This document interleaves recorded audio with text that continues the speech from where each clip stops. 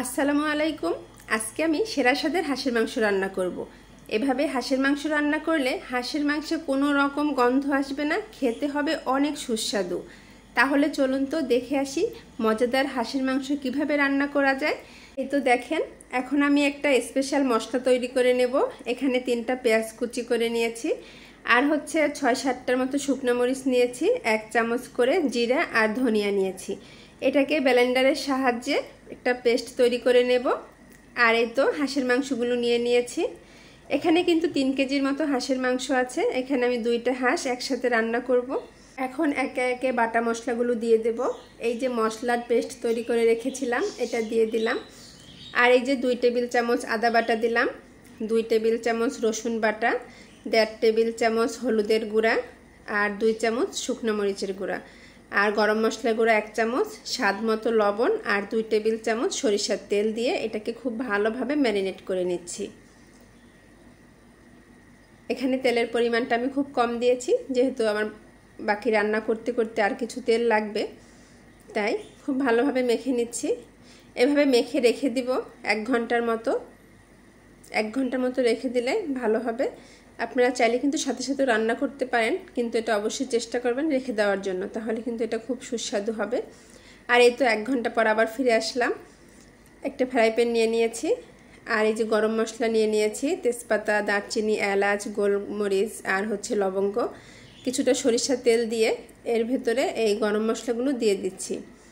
যখন একটা সুঘ্রাণ বের হয়ে এসেছে তখন আমি দিয়ে দেব পেঁয়াজ কুচি।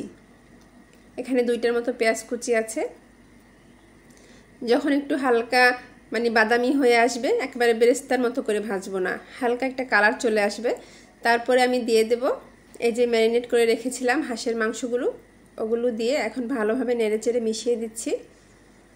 আর কিছু সময় রান্না করে নেব।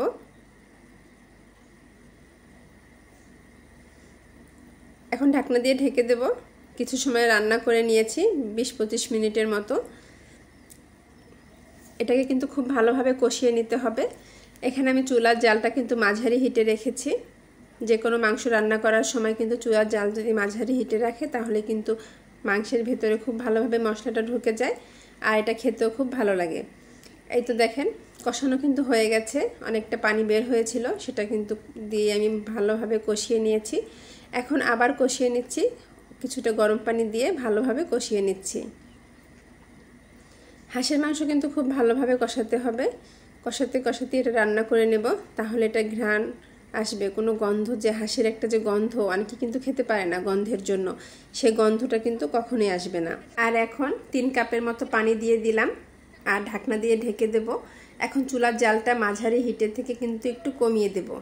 আর এভাবে কিন্তু হাঁসের মাংস রান্না করলে খুব ভালোভাবে সেদ্ধ হয়ে যাবে, এর স্বাদও কিন্তু ঠিক থাকবে। প্রেসার কুকারে হাঁসের মাংস রান্না করলে কিন্তু সেদ্ধ হয়, কিন্তু সঠিক স্বাদ আসে না।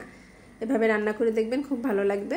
আর এখন গরম তেলে পেঁয়াজ কুচি আর থেতো করা রসুন ভেজে এই হাঁসের মাংসের ভেতরে দিয়ে দেব। এতে খুব সুন্দর একটা ঘ্রাণ আসবে। একটু নেড়েচেড়ে মিশিয়ে নিচ্ছি। আর উপর থেকে ভাজা জিরার গুঁড়া আর গরম মশলার গুঁড়া 1 টেবিল চামচ পরিমাণ, অর্ধেক হচ্ছে ভাজা জিরার গুঁড়া আর অর্ধেক হচ্ছে গরম মশলার গুঁড়া, হাফ চামচ করে 1 চামচ পরিমাণ ছড়িয়ে দিলাম। এখন নেড়েচেড়ে একটু মিশিয়ে নেব। এই তো আমার রান্নাটা হয়ে গেল। এখন আমি পরিবেশন করে নেব। দেখেন আমার হাঁসের মাংস রান্নার কালারটা কত সুন্দর হয়েছে, কত লোভনীয় হয়েছে। দেখতে যতটা লোভনীয় হয়েছে, খেতে তার থেকে বেশি সুস্বাদু হয়েছে। এভাবে রান্না করে দেখবেন, পরিবারের সবাই খুব মজা করে খাবে। আশা করি আমার আজকের রেসিপিটা আপনাদের ভালো লেগেছে। সবাইকে অনেক অনেক ধন্যবাদ জানিয়ে বিদায় নিচ্ছি। আল্লাহ হাফেজ।